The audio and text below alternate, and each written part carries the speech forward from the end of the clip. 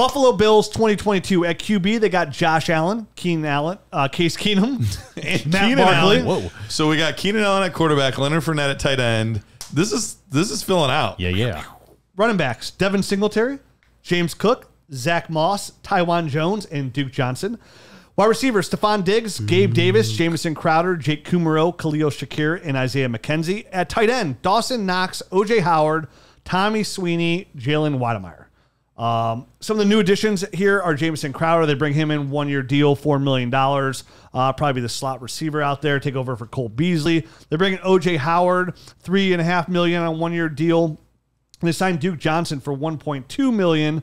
And we'll see if he even makes a team now that they signed drafted James Cook in the second round. So let's start off with the top, with Josh Allen. Arguably the number one quarterback in Dynasty Fantasy Football today. Coming off back-to-back quarterback 1 years. I know you guys talked about it last week. And, I mean, he's the first one to do that since going all the way back to Dante Culpepper. And that was like 2003, 2004. The potential to be the quarterback 1 overall for the third straight year. It's only been done twice, I believe. Steve Young, Brett Favre did it. And those are both in the 90s, I think, in back-to-back years. So he has a chance to do something pretty special here at quarterback 1. I know you guys did a debate. Can he do it on the YouTube channel, one of those YouTube shorts? So I wonder how that comes out here. This is somebody who's just come in a year, and every year he's got a little bit better, right? Just better throwing the football. Some of his metrics throwing the football, like he still makes some things, like he makes up for it with his dynamics, but like he's still getting better every single year, which is a nice thing to see here. He's on a team that throws the football a ton. Like pretty much nobody throws the football more than the Buffalo Bills. They consistently throw it week in, week out. Dominant throwing the football here. Is Josh Allen your guys' number 1 overall dynasty quarterback right now? He's definitely number 1 for redraft. I don't know about dynasty for me. I don't know. What do you think, Matt? He's in the conversation. I can't remember exactly where I have him, so I don't want to say he is. But if he's not 1, he's 2. Right. You know what I mean? Like it's one or it's him or Mahomes. Yep. I mean, he's somebody that just. I mean, it's his rushing ability that's so dynamic. When he gets in there in the red zone, he's going to score touchdowns, which is a huge detriment to his running game, right? To his running backs. I mean, this is a player that comes in. He's only one of 10 players with 30-plus rushing touchdowns.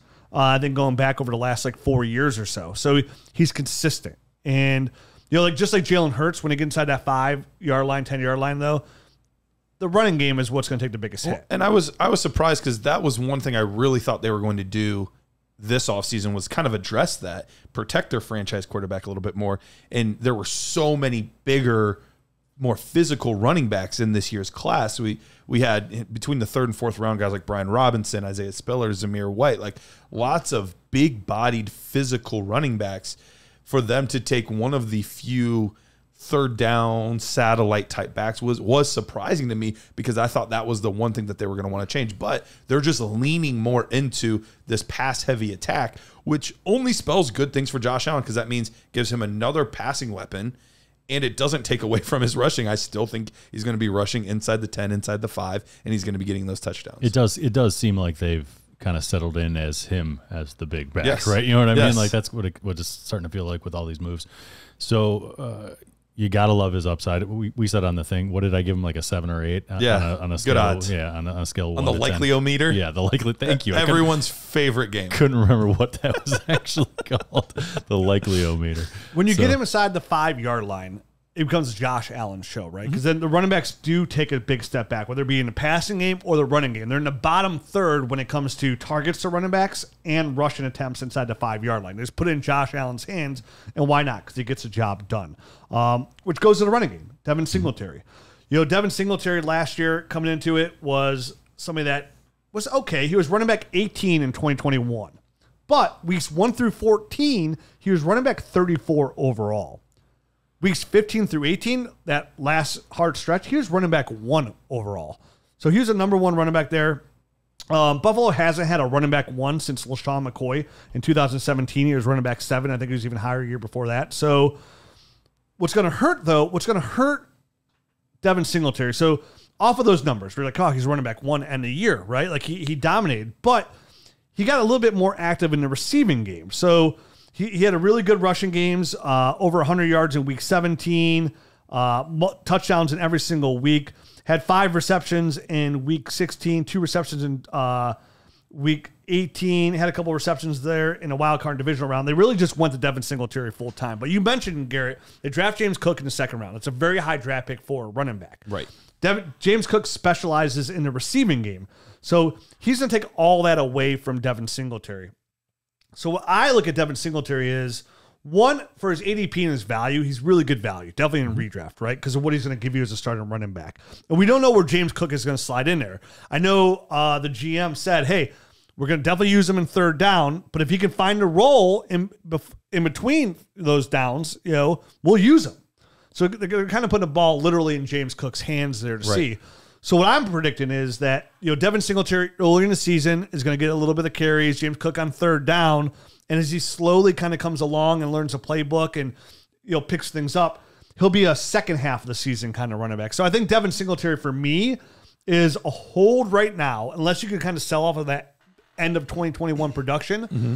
But right around week 3, when people are desperate for running backs, somebody's get banged up, so get hurt, I think Devin Singletary is going to be a really nice sell. And I think the value will be flipped for where it's going to be at the end of the season next year.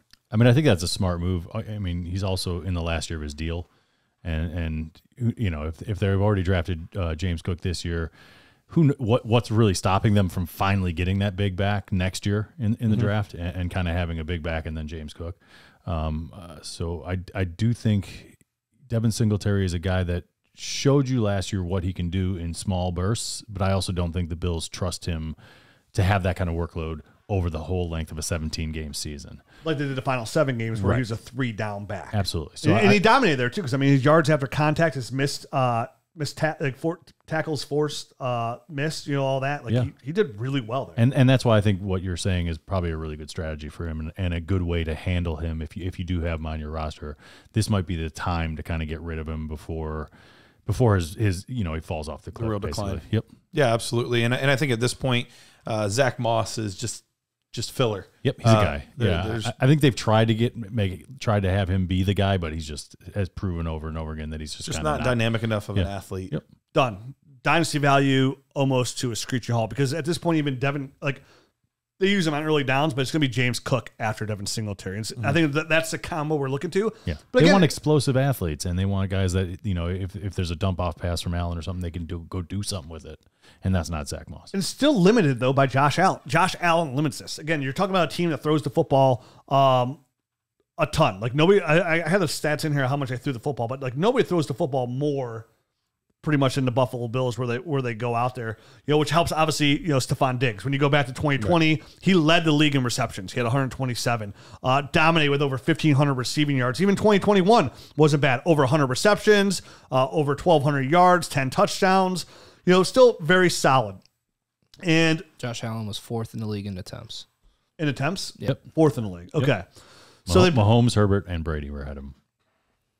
Okay. It was 5 per game from Brady. Right. Well, and they run a ton of plays too. They're 6th in the NFL in plays per game. So they run at a pretty quick pace. They're throwing down the field a lot, and they're going to continue to get in some shootouts. I know that they look to improve the defense, and it will be a little bit better, but don't get it wrong. It's still an offensive-led football team. They're going to be looking to win these games 35-27 more than they are 17-14. And especially in the regular season, you know what I mean? Correct. That's all we care about for fantasy purposes. Yep.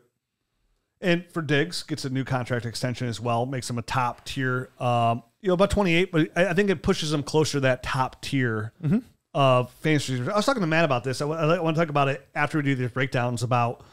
I want to do a show right before the season of, we have Justin Jefferson, we have Jamar Chase, right? Those guys are the 1-2 dynasty receivers. And over the last couple decades, we've always had a couple of those top tier guys in that range, whether it be DeAndre Hopkins, Larry Fitz, there's multiple guys. Right now, it's pretty much Justin Jefferson, Jamar Chase. Then you guys got Diggs. Hopkins is older. Diggs is older. Amari Cooper's older. Debo's somewhat of a question mark, kind of somewhat faded the second half of the season last year. Not in a bad way, but somewhat of a step down. Who is it? CeeDee Lamb, who's a clear-cut prime candidate for that. Is it Michael Pittman Jr.? Who's that next breakout receiver? You know what I mean? If you look at the landscape of dynasty wide receivers right now, it is deep, But when it comes to like superstardom, like young guys, There's two.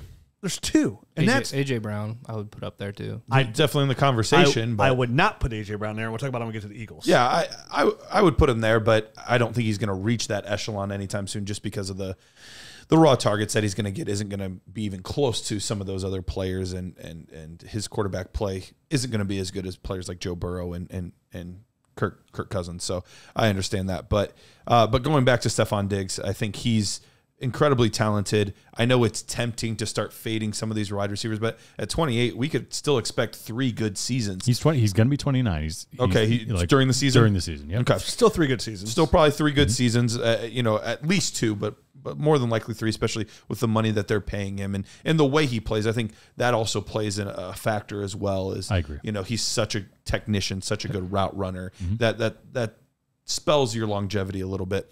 But as far as the rest of the wide receivers go, it's looking like it could be Gabe Davis is here to finally be that guy. Do you think he's going to get to that point? I mean, it sounds like they're trusting him to be that, right? I mean, what else is really there? Jamison Crowder is a slot guy. I mean, we all know that, right? Who else, even on the team, could fill that role as a number 2? I mean, Isaiah McKenzie's been running with the ones so far in the slot. Okay. They'll probably split reps at the slot there. Him, Isaiah McKenzie, and Crowder. They're going to kind of eat each other a little bit more. Even last year, when it was McKenzie and Beasley, they split. Like nobody played more than 50% of the slot out there. So it's going to really be Gabe Davis, and it's going to be Stephon Diggs. And you also have the tight end, and Dawson Knox. And O.J. Howard as well. And this team right now is 10th in percentage of vacated targets. So they have the 10th most available targets compared to the rest of the NFL. 31%, almost 32% of their targets. And that's basically Cole Beasley and Emmanuel Sanders last year. Were both part of this offense, played really well in this offense, but neither one has returned. So it does open up some opportunities for Gabe Davis to emerge, Isaiah McKenzie, all of these things, and even Khalil Shakir eventually. It opens a ton of opportunity for Gabe Davis. And yeah, Khalil Shakir, nice stash, but he's a stash at this point. Because maybe the only way you need Davis to leave and get a big contract, right? Because odds of him getting one there in Buffalo are slim. Gabe Davis, a lot of hype about him. You see his ADP skyrocket. You see him go in some of these drafts here in best ball, go a little bit higher. Then you'd be like, wow, Gabe Davis, right? Is this warranted, is the question in Dynasty Fantasy Football. Let's talk about it. You're talking about a receiver who, over the first 2 years of his career so far, has had 18 touchdowns. Phenomenal. Just turned 23. So he's still super young. He's a guy who hasn't got a ton of targets in his first couple of years. Are those 18 including playoffs or not including playoffs? Including playoffs. Okay. 18 total touchdowns. But this is a guy who's young, and this is a team that I mentioned before, the Bills throw it a ton. The Buffalo Bills are first last year in targets to their wide receivers. So nobody threw the football to their wide receiver more in 2021 than the Buffalo Bills. And they were second in 2020.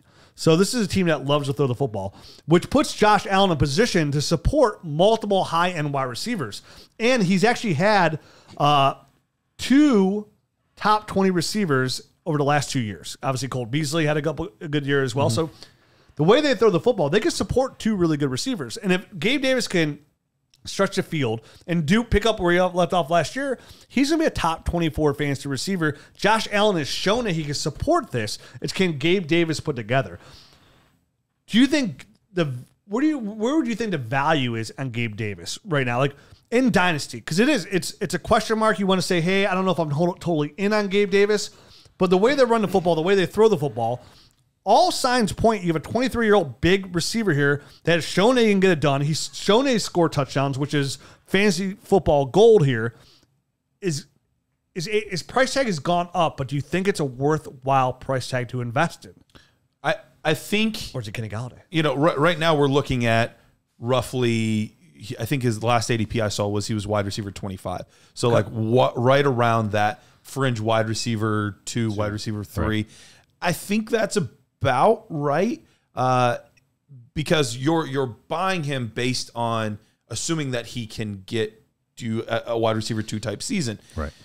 It's tough for me to buy someone without the draft capital, without the production, because up to this point during the season, he has 2 500-yard seasons. So he hasn't necessarily shown that he can do it.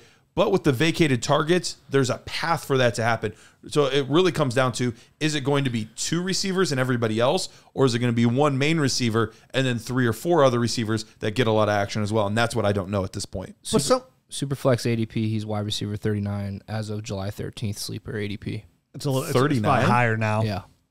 It's got to be higher now. But, I mean, look what the Bills have done, too. They've only then at that price tag, buy all day. Yeah. They've only brought in slot guys. They let Emmanuel Sanders go. They let Cole Beasley go. They're bringing Jamison Crowder slot. Khalil Shakir most likely slot. They haven't brought any other receivers. So, Gabe Davis is locked in at the 2 receiver sets. And his snap share last year was under 50%. It was like 49.3%. And even if you just look at Emmanuel Sanders from last year, he was up at like the 77, almost 78% snap share. So you would expect there to be some sort of jump this year as far as snap percentage. So you should see, I mean, obviously he's going to eclipse the 500-yard mark. But is it going to be 900? Or 1,000. Yeah, is it going to be 900, or is it going to, which is, wide receiver 3, very low end wide receiver 2 type of stuff, depending on touchdowns, or is he going to get in that 1,100 type of yards, 8 touchdowns? And I think that goes to your point. Like, is there going to be 2 guys, or is there going to be 3 or 4 guys? After, or 2 guys after Diggs, or is it going to be just him? After digging into this, after digging into the Bills and breaking them down here, I feel way more comfortable about Gabe Davis. Like, I would invest in Gabe Davis. I think there's a very good chance if you can get Gabe Davis as your wide receiver 3, I think there's a very good chance he finishes as a top 24 fantasy football receiver. I think the Bills will end up as a team that has one of those 4 teams that supports 2 wide receiver 2s, essentially. Because there's usually about 4 teams that have that right around there. There's never been more than 6. They throw the ball enough, and he's a unique guy for that team too. He's 6'3". They have him listed at like 213, but they said he came into camp like 228 or something, 227. So he's a big-bodied guy as well. So that's something that you're not getting from like a Diggs or anyone else really from the team. So he's unique in that respect. And he fits their scheme, what they want to do well. I mean, James Cook throws a little bit of a wrench in there, just for passes where they're going. Taking a little bit of the target share. Sure. But this team's not going to all of a sudden just switch gears, right? They're not going to just switch. I know Brian Daboll's no longer the offensive coordinator there, but they're not just going to switch what they've had an incredible amount of success doing, and all the above, and almost go on the brink of going to the Super Bowl. They're going to do what they're going to keep. Right. They didn't add a dynamic runner to the game. Yes, Devin Singletary looked good at the end of the year as a 3-down back, but he won't be the 3-down back fully this year. You don't invest a second-round pick in a guy like James Cook not to utilize him. And Josh Allen's one of the lowest check-down percentage quarterbacks every single year. He's not checking it down. So when they get James Cook involved, it's going to be on designed routes. It's not going to just be which is something he did also in college. I mean, he split out wide and did all that kind of stuff. So it won't be foreign. And then you have Dawson Knox. He's going to come in, finally be the full-time tight end. Obviously, they're bringing J.J. Howard, too, who's extremely talented, really good blocker. For sure. Dawson Knox came in last year, had 9 touchdowns. So 71 targets, scored 9 touchdowns on those I was going to say, targets. He's the guy that screams regression to me. I think there are better tight ends in that range that you could be drafting ahead of O.J. Howard for me, or ahead of Dawson Knox for me. I think I read Dawson Knox was the number 2 fantasy relevant tight end last year that his fantasy points relied on touchdowns behind Hunter Henry. Besides Hunter Henry had like 600 yards and double-digit touchdowns. Hunter Henry, man. That dude was scoring like a touchdown every week, I feel like. Yeah, absolutely. Yeah. It's the biggest question mark. But, I mean, if Dawson Knox finished around 9 touchdowns again, this team's going to score points. They have a really good defense. They have a really good quarterback. Josh Allen's going to stretch the field, put the ball where it needs to be. I think Gabe Davis taking another step forward here is going to help. Obviously, so Josh Allen's top 3 Dynasty fantasy football quarterback. There is a tier. It is Justin Herbert, Pat Mahomes, and Josh Allen in my eyes. Then you have Stephon Diggs, who's in clear-cut wide receiver 2 territory. I think Gabe Davis is into that. Wait, you have Stephon Diggs in wide receiver 2 territory? Tier 2. Oh, tier 2. Sorry. Tier 2. Okay. He's in that tier 2. I heard wide receiver 2. I was like, whoa. I did say that. And then Gabe Davis has a chance to enter that third tier. I was about to give him a high five. Like, yeah, we're on the same team now. So, I mean, outside of that, you have James Cook, who's a rookie. I don't know how much I'd be willing to invest in him. I think the best buy here would be Gabe Davis for the Buffalo Bills for Dynasty. If his ADP is at 39, then I'm absolutely all in. I thought it was earlier. Yeah. I'd honestly pay. I checked. Wide receiver 25. What would you guys pay to get him on the team? Like how much draft capital specifically? How much PPR is wide receiver 44. 2 seconds. I don't think I could get a first. I don't think that would. I get don't it think done. I would do. That's what I was wondering if anyone would say it first. If he's wide receiver 39 though, I mean, think about where you're drafting wide receiver 39 in a startup. That's round 10, 11. I think he's still under the radar, like in most leagues, like playing leagues with your buddies. I think he's. I would offer Calvin Ridley. He's clearly not within the community. Oh yeah, I mean, I would give within Ridley. the Dynasty. Plus, Yeah, you if know, you're on Twitter and stuff, right. like that's all people are talking about. Right. I mean, I try and throw like a big name at like DeAndre Hopkins, maybe his way, and take that gamble. Listen, when you play Dynasty, these are the kind to get a player like this. It's on the cusp, right? That has a potential to take a big step forward to be the wide receiver 2. Like this is that fork in the road. It definitely helps the vacated targets are there. Right? Like you gotta like this is the price you want to buy at right here. Now could it fail? Yeah, but these are the risks you take in Dynasty Fantasy Football to make your team a dynasty. I pulled some trades from the trade browser tool in the Dynasty GM. Gabriel Davis in a second for Julio Jones. And obviously, that's a smash. It's a terrible trade. Yeah, Travis Etienne for Allen Robinson and Gabriel Davis. Okay, I'll take ETN. I'd take the ETN side also. Got Cole Kmet straight up for Gabriel Davis. Ooh, where you at, G? Yeah, where you at, Garrett? This is the one that I was like, I'll take Gabe Davis. I'll take Cocomet. Yeah, of course. interesting. Okay. Those are interesting. So those are all pretty. Like I feel very comfortable putting some of those players on the line for Gabe Davis. So I would recommend in your dynasty league, go out there and try and make some offers. See what you have to see what your dynasty team has to offer, right? Because again, it's easy to say in a vacuum, like, oh yeah, trade this for that, trade Julio Jones, but you don't have Julio Jones. So jump on the Dynasty GM. Just again, this is exactly what's so great about the Dynasty GM. Jump on there, see who has Gabe Davis, see what their weaknesses are, and see where you could fill that weakness. Exploit. If you exploit, I think Gabe Davis is somebody too. I have no problem investing like a 25 first for. You know what I mean? Like something that's like a couple of years down the road that I have a chance to recoup the gamble on. Like I like to do that a lot. Like I've done it for guys that miss, like Brian Edwards. I've done that for like at the time when he was a rookie, I gave a 24 first for him. You know what I mean? But sometimes it hits too. Like I do the same thing for players that have come along and hit. So those usually get no-name players that have come along. All the ones that have hit. All of them. All of them. I'm sure I had to think. There's multiple guys that I did it for Elijah Moore. I've done that for Elijah Moore. I've done it for a lot of times like these guys go in the second round, right? Sure. Like Elijah Moore's, Brian The Edwards. 11 to 15 range there. I'm just busting. And guys that have a like late round first, you know what I mean? I'll like, okay, I'll give you my first in 2024 and it's 2022. Sure, you know what I mean? Multiple years down the road. So this should be like a Jahan Dotson range guy, somebody like that. yeah. And my biggest sell here would be for me, Devin Singletary. But I'm waiting until about week 2 in the season, right around there. Maybe a big preseason game from him. Right after an injury happens. You have a lot of ammunition to back up if you dig into here in some of these stats about his yards after contact, his forced missed tackles, the fact that he was running back 1 the last 4 games of the season. You have a lot of ammunition to help kind of build that sales sheet essentially. Absolutely. To back up to get yourself a good return. I love to use Devin Singletary, maybe a first to like get a really good upgrade at running back because I think that's my favorite sell here. So Gabe Davis is my favorite buy, and Devin Singletary is my favorite sell for the Buffalo Bills, which has a ton of dynasty value on it.